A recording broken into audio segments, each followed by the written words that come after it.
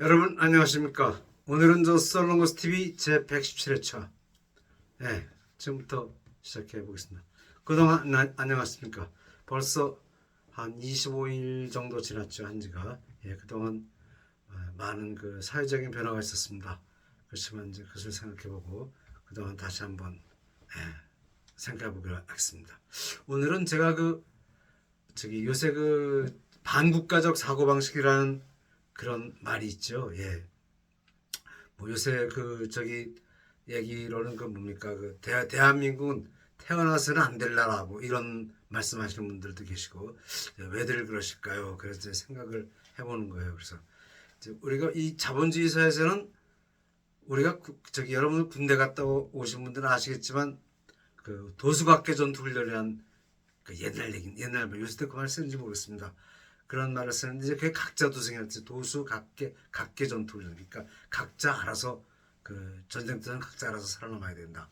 그래서 이제 요 각자 도생의 여기는 이제 자기가 알아서 산다 그런 뜻이죠.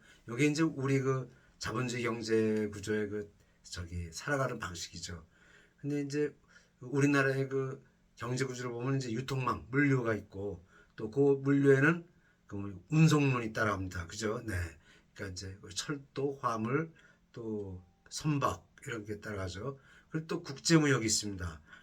그리고 이제 요거는 이제 옛날 87년도, 88년도 얘기인데요. 올림픽 때 얘기인데 이제 김우중 씨께서 그때 살아생전에 세계 경영이라는 책을 쓰신 적이 있습니다. 그리고 그때 이제 거기에 페레스트로이크라는 책이 나왔죠. 그때 고르바초프의 러시아의 고르바초프 페레스트로이크라는 책이 나왔다.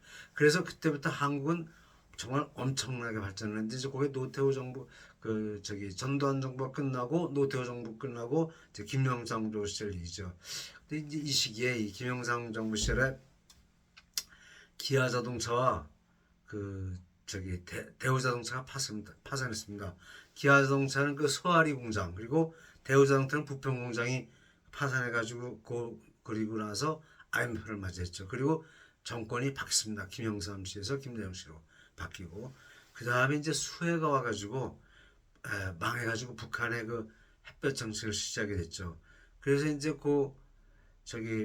그래서 수없이 많은 돈을 그러니까 북한에 원조했죠. 그래서 이제 김영삼 씨의 정책과 김대중 씨의 정책 그리고 계속 이어오는 경제 정책을 이제 잘 살펴보면은 이 과정에서 많은 기업들이 도산하거나 파산해 온 것을 이제 볼 수가 있어요.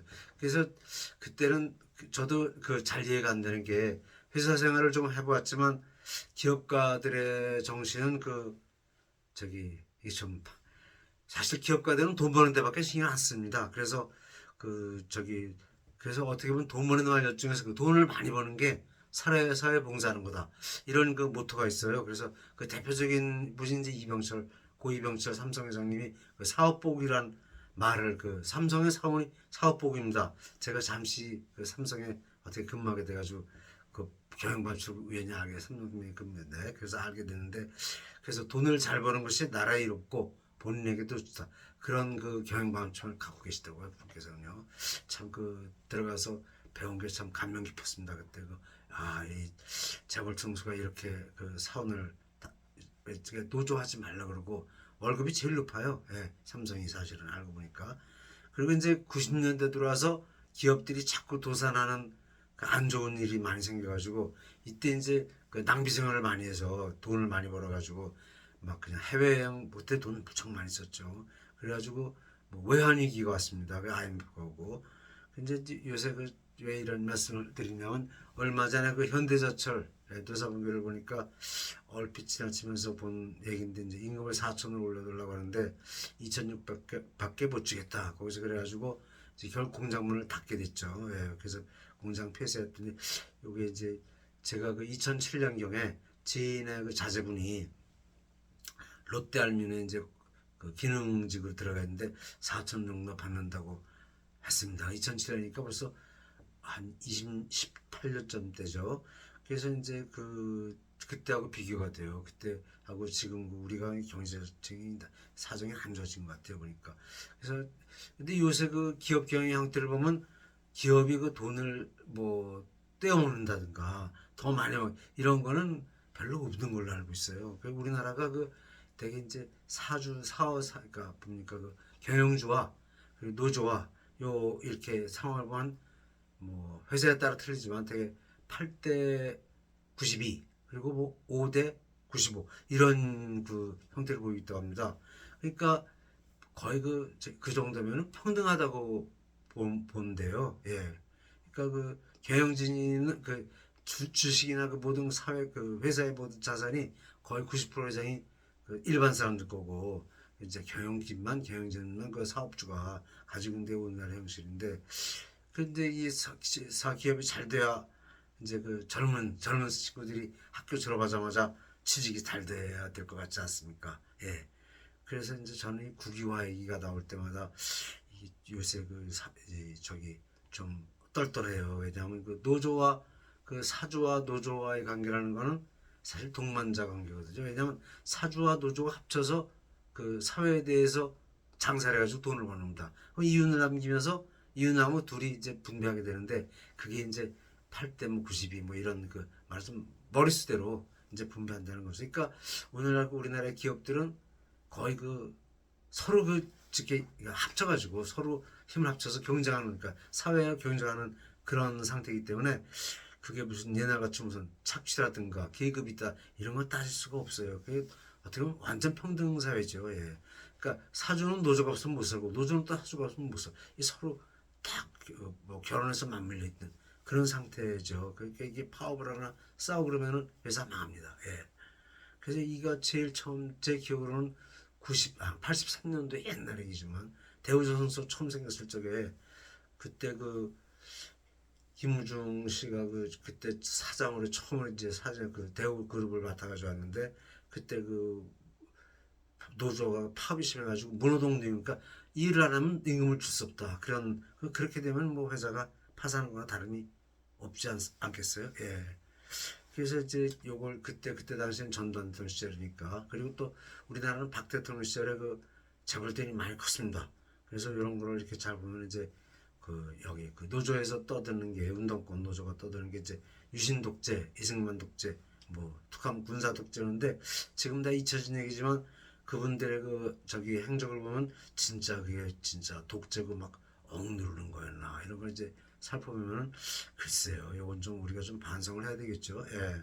그래서 이제 요런 그걸 보고 우리나라의 민주화 운동에 대해서 한번 보면은 우리나라 민주주의는 이제 건국대 48년 뭡니까 그 대한민국이 이제 건국되면서 시작됐죠. 민주주의를 기본으로 우리나라는 출발했습니다. 그래서 제헌국회 헌법에도 뭐 대한민국은 민주공화국이다. 뭐 주권제민의 원칙 이렇게 해야죠. 그래서 이것이 과거 식민지 시대와 이제 조선 시대와 이제 구분되고 탈피하는 이런 정책이 이제 이승만 박사에서 여기 실시되고 이게 또 성공을 했죠 사실은. 그 6.25를 막했지만 6.25 전에 토지 개혁을 해가지고 토지도 완전히 그 공평한 분배 이래가지고 이제 그 6.25 때는 적화가 안 됐습니다. 예.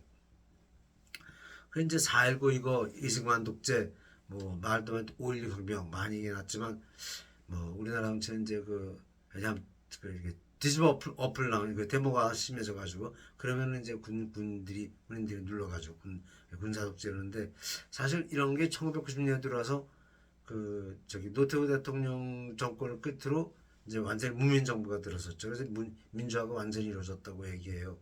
그래서 이제 그 김영삼, 김영우 씨가 이제 문민 정부로 이제 민주화된 건 의심을 아무도 안 하는데, 근데 상당히 의심 가는 부분이 있어요 여기에. 뭐 경제 정책이에요. 왜냐하면 민주하고 뭐 언론의 자유 사실 다 좋은데 사실 그래서 이 김영삼 정부 이후를 문민정부라고 얘기하죠. 근데 문민정부에 들어서 이제 박 대통령 시절에 발전하고 커진 기업들이 많이 파산하고 도산하게 됐어요. 그래서 거기에 이제 이유가 노조 활동으로 제재로 이렇게 규제가 많아서. 근데 이제 우리 다 노동조직 한 그러면 그게 나쁘냐? 이제 이럴 때 이것이 여기에 매우 의심을 품는 겁니다. 근데 60년대나 70년대에도 우리는 다 같이 겪으면서 살아왔는데 참 형편없이 못 살던 시절이었죠. 저도 그때 초등학교 다니고 중학교, 고등학교 다녔는데 차장 누님들이 그분들 할머니들 되셔서 80이 넘은 할머니들이신데 이게 이제 그렇게 어려웠어요. 그땐 그 월급도 없었대요. 그리고 뭐그 전태일사 그 피복노조 그런 것도 있고, 그게 이제 80년대 들어오면서 한강의 기적으로 이르게 되죠. 예. 그리고 이제 한강의 기적하고 90년대 들어왔는데, 이제 그 90년대 들어오면서부터 우리나라 경제 수준이 발달해가지고 어느 때인가 유럽과 맞먹는 그런 수준으로 올라갔답니다. 예. 그래서 이제 체제 싸움이 그 냉전이 끝나니까 그때 92년 들어와서 체제 싸움도 이제 끝나게 됐죠. 그래서 요새 와서 다시 체제 논쟁이 일어나고 있는데, 이제 강성노조 운동, 그리고 요새 그 사회 분위기가 공산주의를 지향하는 그런 사회 분위기가 나오고 있어요. 그리고 기업은 자꾸 도산하고 국유화하자는 말이 있는데, 사실 도산하고 나면은 먼지가 돼버려서 남지 않죠. 예. 그리고 실업자 되고, 그래서 이게 과거 문민 정부가 경정치에 너무 뭐 잘못된 거 아닌가, 그런 의심을 많이 하게 돼요. 그래서 그럼 사주와 노조라는 게 어떤 관계냐? 사실 알고 보면 뭐 저기 이번에도 파업 나주면, 파업하면 너 죽고 나 죽자 가지고, 요새는 그렇게 옛날같이 무슨 그 착취라든가 뭐 계획 이런 거는 없어요. 왜냐하면 거의 공평무효되고 경영도 투명 경영이죠. 예, 현대 기업들은 거의 투명 경영입니다. 그래서 옛날 그 이론이 맞지가 않아요. 그러니까 그 뭡니까, 냉전 시절 이제 투쟁, 그뭐 70년대 공산주의, 그때 사실 그쪽 동구나 소련의 경우도 이제 공산주의 국가도 70년 동안 사회주의 해봤더니 완전히 망해 없어졌다. 그러니까 사멸된 그 정치 철학과 경제 정책인데, 그게 우리나라에서 다시 살아나니까 이상하잖아요. 예. 그래서 이제 그게 우리나라만 그래. 잘 사는 나라 중에서는. 근데 우리나라가 그럼 노동 조건 이런 게 나쁘냐면 그렇지 않아요. 독일이나 일본보다도 좋습니다. 독일이나 일본은 사회주의가 없어졌어요. 그리고 노조도 없어졌어요. 그냥 왜냐하면 노조는 활동이 없는 게 아니라 노조는 자유인데, 문제가 있으면 법원에 가서 법적으로 이렇게 분배가 됐냐 아니냐 이런 것 따지는 정도로 가버려가지고, 그 노조라는 게 의미가 없어져가지고 다 손을 잡아버렸대요. 예. 그래서 이제 그럼 여기서 이제 현대제철 팝스트를 보면 4천에서 2,600으로 못지게 소득이 줄었다. 그러니까 이건 뭐 좀 우리가 좀 가난해졌다. 쉽게 말하면, 예. 경기가 안 좋다. 이렇게 볼 수가 있는 거겠죠. 이런 머리를 싸매고 좀 고민을 해봐야 될 것 같아요. 예. 그 이제 공산주의나 사회주의가 여기서 자꾸 얘기한다고, 공산주의는 어떤 건가? 이걸 한번 이제 좀 요새 와서 좀 간단히 뒤돌아보면요. 공산주의는 어떻게 생겼습니까? 원래 인류가 시작되면서 있었다 그러죠. 원시공산사회라든가. 근데 이제 진짜 공산주의는 마르크스가 만든 거죠. 예. 마르크시즘이 나온 이유는 이제 빈부차 때문입니다. 빈부차가 일어난 이유는 이제 산업혁명 때문이죠. 예. 산업혁명이 왜 일어났습니까? 증기기관을 제임스 워트가 발명해서 일어났죠.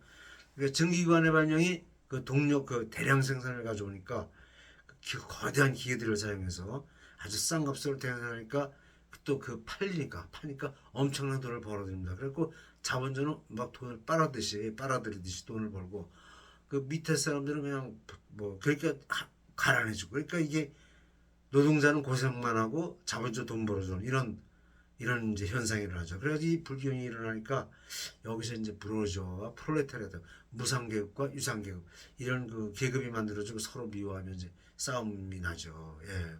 뭐 기계 파괴 운동도 일어나고 그러는데, 이게 이제 나중에 저기 계급 투쟁이라고 생겨가지고 이제 뭐 공산주의, 과학적 사회주의 이렇게 이제 발전하죠. 예. 근데 사실 이 계급 투쟁으로 전쟁을 일으킨 적은 6.25가 처음이었습니다. 6.25죠, 6.25에. 6.25에는 월남전대를 하고 이제 1990년대에 들어와서 그 공산권이 붕괴되니까 소위 냉전이 중지되어서 다 사라졌죠. 근데 이 공산권 국가들이 경제를 허덕여가지고 이유가 자본주의 체제를 다 바꾸는데, 이 사회주의 체제는 그 이제 공동 생산, 공동 그 목표를, 아니 실업이 없대요. 실업이 없답니다. 그래서 이제 그렇게 되는데, 그게 저기 생산성이 나빠서 나태해져 가지고 남이 해주겠지, 내가 안 해도. 그리고 월급은 또 늘 나오니까, 그래가지고 이제 이 생산성의 그 효율성이 떨어지고 노동 생산성이 낮아지고 생산성이 떨어지니까 이 제품의 질도 나빠지죠. 예. 그래도 그래가지고 결국은 이제 가난해져가지고 붕괴됐어요. 그 사회가. 예. 그래가지고 체제 탈피라는 게 이제 지났는데, 예, 여기는 자본주의가 왔다가 자꾸 부자가 됐죠. 그래서 이제 그 소련의 경우는 철의 장막이라고 하던 게 다 무너지고 또 중국도 주의 장막이 사라지고 이제 세계화가 이루어졌는데 요새는 또 이게 세계화가 한 30년 가니까 탈세계화가 돼가지고 전쟁이 나고 우크라이나 전쟁 나고 다시 옛날로 돌아가 버렸어요. 그래서 그동안 사회주의는 다 몰락해갔는데 일본 같은 경우는 사회주의가 완전 소멸 2020년경에 그 사회주의가 소멸됐다고 합니다. 왜냐면 일본은 사회주의 역사가 깊어요. 저기 일제시대 우리로 치면 그 일제시대 때부터 있었어요 공산당이. 그랬다가 그게 그 무라야마 총리도 사회당 출신이라고 그러네요. 예.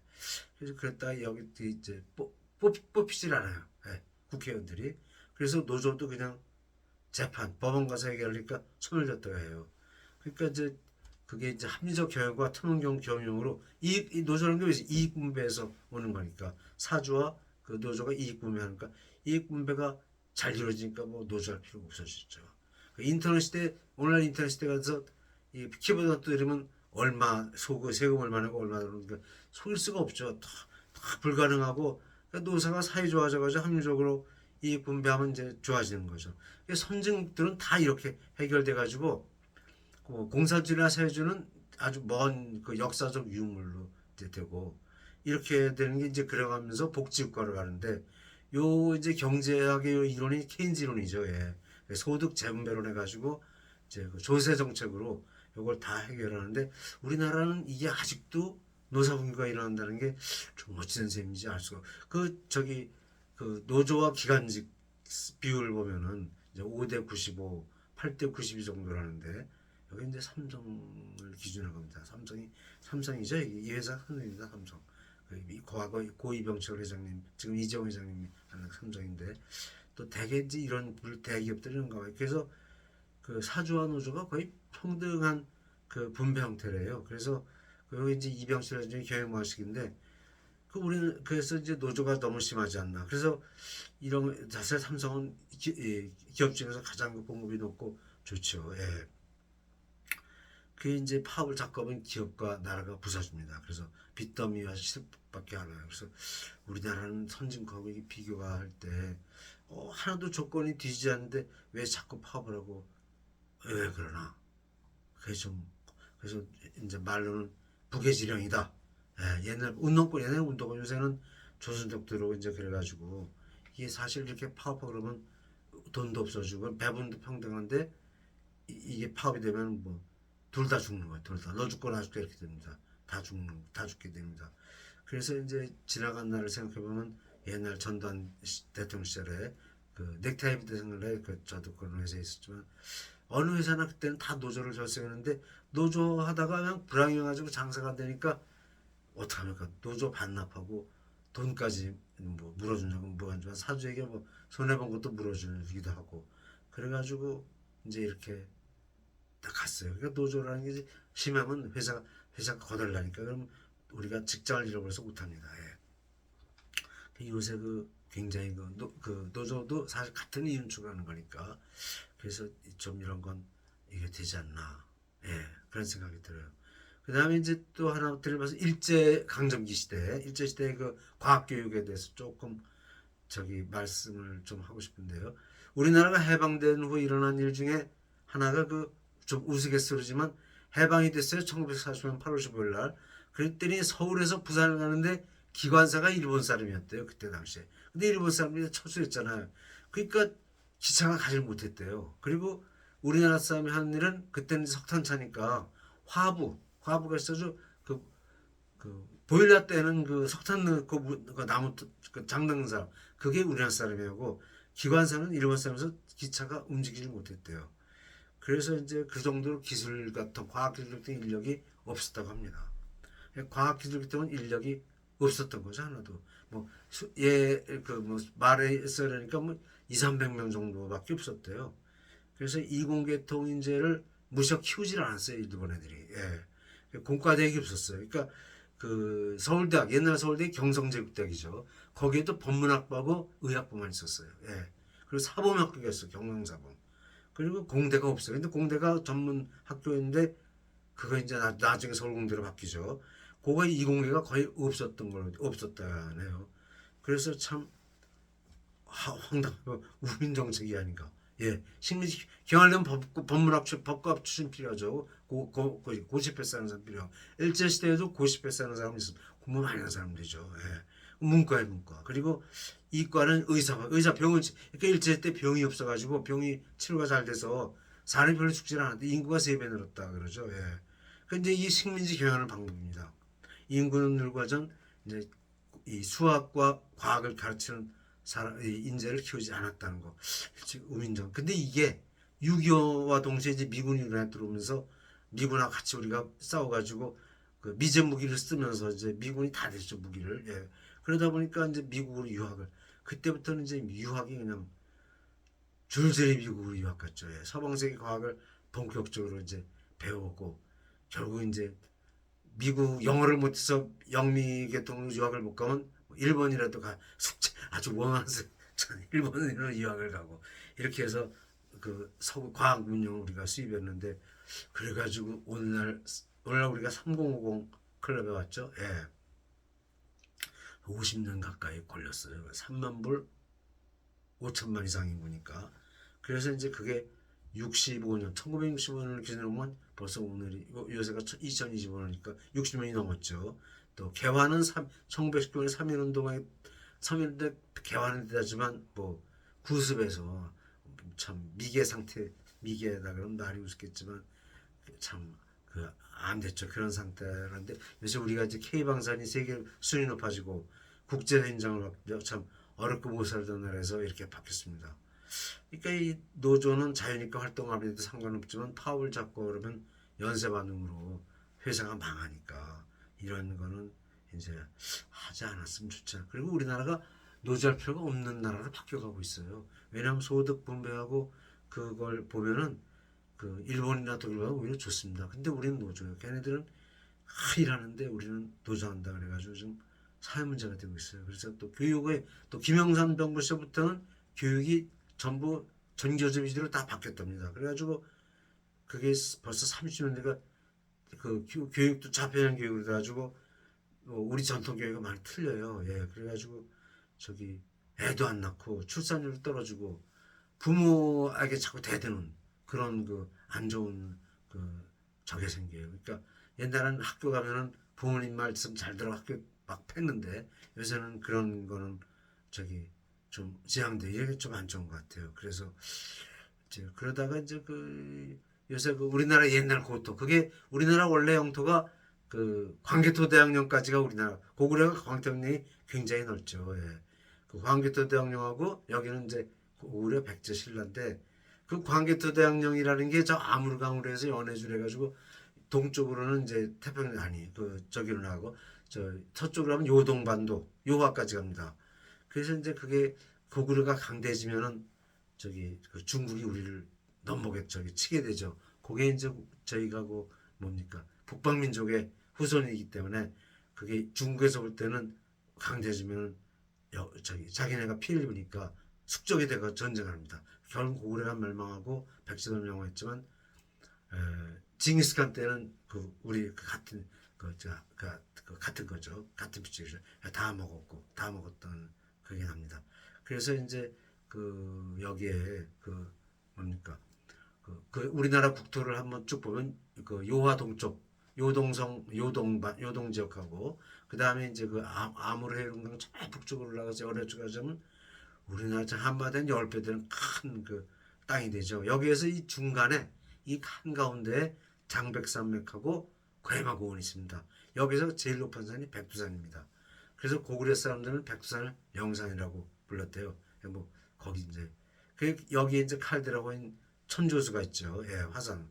그래서 이제 이 백두산을 중심으로 해서 강이 뻗어내니까 이걸 중심으로 그 발전소와 공업지구가 일제시대 다 완성됐습니다. 거기에 어마어마한 그 시설이 만들었죠. 장진호, 부전호, 뭐 수도 없이 많은 흥남 질소비료공장. 근데 이게 다 군수산업공장입니다. 그래가지고 그 일제가 그 어디에요? 저기 대륙침공을 위해서 만든 겁니다. 그 이걸 저기 6.25 때 여기 다 부쉈지만 이 사람들이 다시 건설해가지고 좀 여기가 이제 북한이 이게 시설이 좋아가지고 우리나라가 지금 북극보다 더 많은데 북한이 그거 계속 하고 있죠. 예. 그래서 북한은 세 나라 나눴어요. 북중로가. 예. 그렇게 돼 있죠. 그게 현실입니다. 그래서 이제 요새 이제 그렇습니다. 그리고 이제 우리나라와 그 베네수엘라 얘기 자꾸 나오죠. 우리가 공산화 되면 베네수엘라처럼 되기 쉽다 그런 말 나오는데 그거는 베네수엘라는 사실 우리하고 좀 달라요. 거기는 공업시설이 없습니다.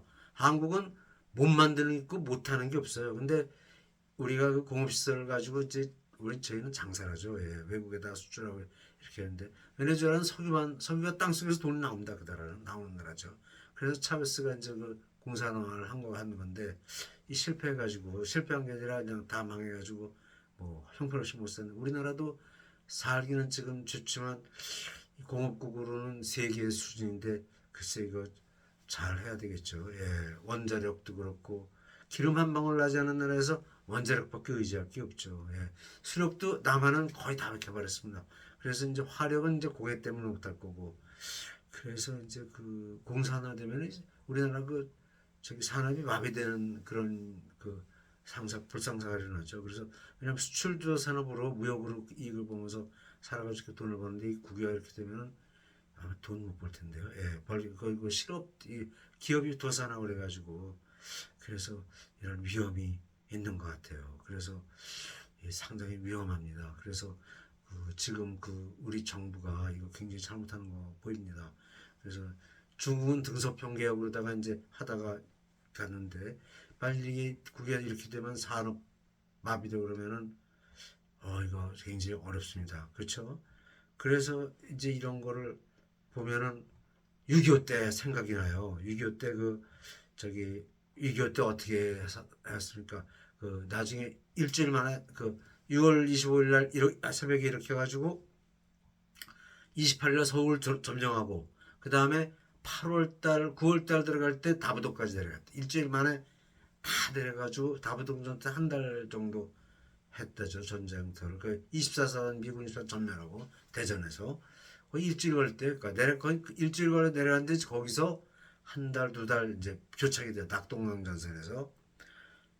그래가지고 그냥 거기서 딱 교착되는 메가더 장군이 인천역작전 해가지고 9.28 수복이었죠. 9월 15일 날 인천에 상륙을 했는데 9월 28일 날 서울 수복을 했습니다. 그리고 13일 걸렸죠. 예. 그러니까 서울은 이제 3일 동안에 점령이 됐는데 뭐 저는 태어나기 전 얘기지만 요게 저희 뭐 집에서 들은 얘기, 집에서 들은 얘기. 예. 집에서 어머니한테 듣고 뭐 아버지한테 듣고 또 학교 가서 선생님한테 듣고 그때 여기 교과서에 다 실려 있었어요. 초등학교 교과서에 여기. 그래서 그 3일 만에 이제 서울에 하면 되니까 이승만 대통령은 이제 부산으로 피난 가고 기차로 한강 다리는 한강 철교가 폭파돼 가지고 예, 서울 시민은 피난도 못 가고 이제 3개월을 살게 되죠.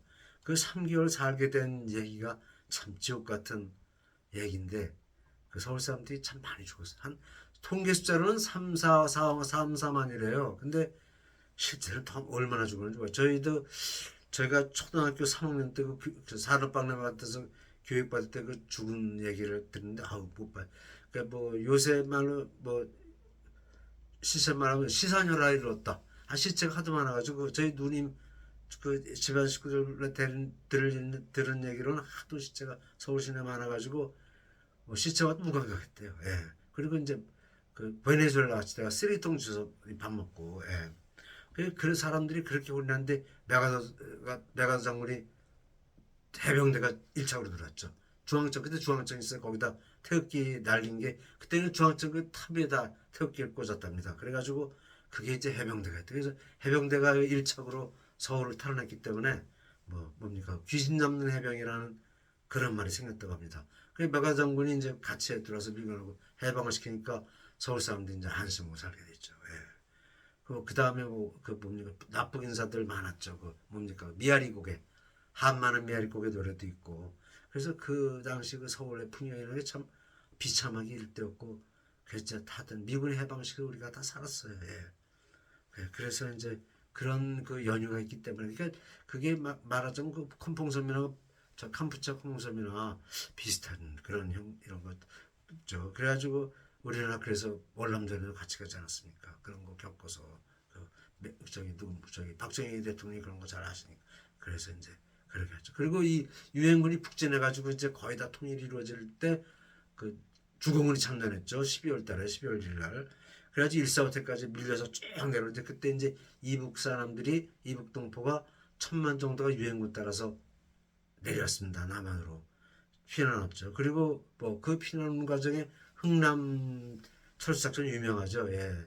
미국 미해병대가 그 저기 장진호에서 이제 겨우 나와가지고 나올 때 그 흥남 심에 같이 내려왔어요. 그게 이제 흥남 철수작전이죠. 그래서 이런 걸 이제 오늘날 지금 다 지나간 얘기지만 보면은 그 백아더 장군이 서울을 해방시킴으로써 공산치하에서 그 저기 다 해방시켰다. 근데 그때 당시 그 공산치하에 때 저희가 겪은 거로는 이제 여맹이 있었어요. 그 여맹이 거기 이제 매일 회의를 했답니다. 그 당시 그러면 회의를 하면은 폭격을 하러 와요. 무스탕하고 비시가 폭격을 하러 왔대요. 그 당시 이제 그러면 그냥 그 시간 회의 그리고 그 여맹이 이제 여맹 지금 개딸이죠 개딸 여맹이 그 끌어가 저기 고등학생을 끌어가지고 낙동강 다 낙동강 때 끌어서 전부 군대 가자고 나와서 그래서 그때 간 사람들이 낙동강전선에 가서 많이 죽었다고 뭐 전해집니다.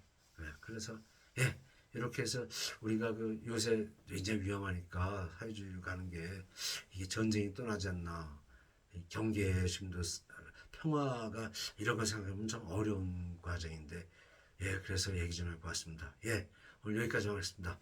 예 감사합니다. 안녕히 계십시오. 예.